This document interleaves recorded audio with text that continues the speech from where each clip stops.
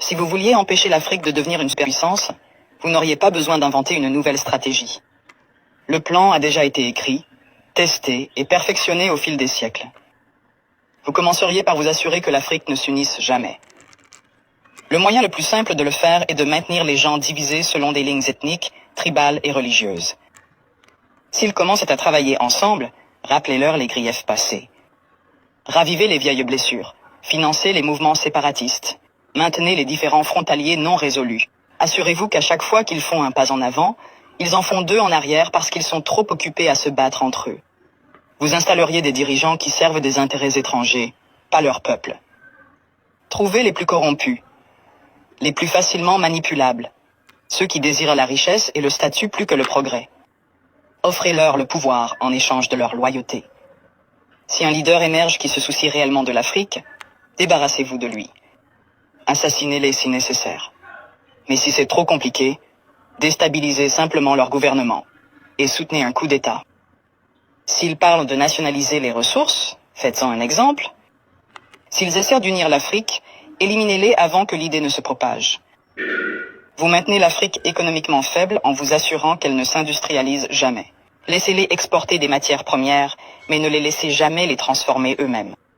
Contrôlez les mines, les champs pétrolifères, les minéraux rares. Gardez-les à vendre à bas prix et à acheter cher. Si un pays essaie de se libérer et de construire ses propres industries, sabotez-le. Imposez des sanctions, déstabilisez sa monnaie. Financez l'opposition locale, faites s'effondrer son économie. Si cela ne fonctionne pas, orchestrez une guerre civile. Les gens ne peuvent pas construire quand ils sont trop occupés à essayer de survivre. Vous vous assureriez que leur système éducatif produit des travailleurs, pas des innovateurs. Enseignez-leur une histoire qui glorifie leurs oppresseurs. Faites-leur croire que leurs cultures sont primitives, que leurs ancêtres étaient des sauvages, que leur avenir dépend de l'approbation étrangère. Entraînez-les à mémoriser, pas à penser de manière critique. Gardez leurs meilleurs et plus brillants à la recherche d'opportunités à l'étranger. Faites-leur rêver de quitter l'Afrique plutôt que de la réparer. Offrez des bourses qui emmènent leurs esprits les plus brillants vers l'Occident et ne les encouragez jamais à revenir. Laissez le continent continuer à former des médecins et des ingénieurs seulement pour qu'ils aillent enrichir d'autres nations. Vous contrôleriez leurs récits. Possédez leurs médias, contrôlez leurs histoires, dictez leur image au monde. Faites-leur croire qu'ils sont corrompus, sans espoir, éternellement en crise.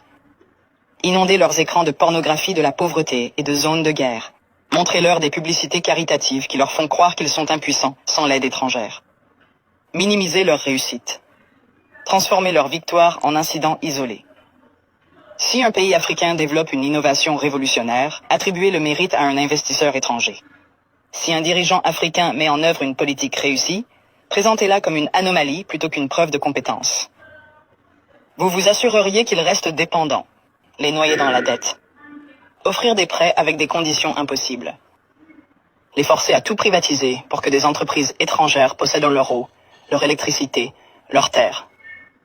Lorsqu'ils luttent, leur donner juste assez d'aide pour les maintenir en vie, mais jamais assez pour les rendre autonomes.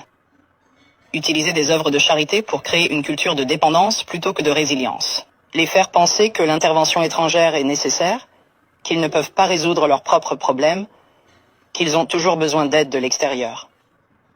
Vous supprimeriez leurs forces militaires. Maintenir leurs armées faibles, leurs industries de défense inexistantes. Leur vendre des armes pour qu'ils se battent entre eux, mais ne jamais les laisser développer une technologie militaire de pointe. Si un pays essaie de construire un système de défense solide, l'accuser d'être une menace pour la stabilité. S'assurer qu'ils aient toujours besoin de casques bleus étrangers, de bases militaires étrangères, de conseillers étrangers contrôlant leur sécurité. Les garder vulnérables à l'invasion, aux coups d'État et à l'ingérence étrangère. La formule est simple. Diviser, corrompre, exploiter, désinformer, contrôler. Les maintenir en train de se battre entre eux. Les faire regarder à l'extérieur pour des solutions. Les garder pauvres, dépendants, en insécurité.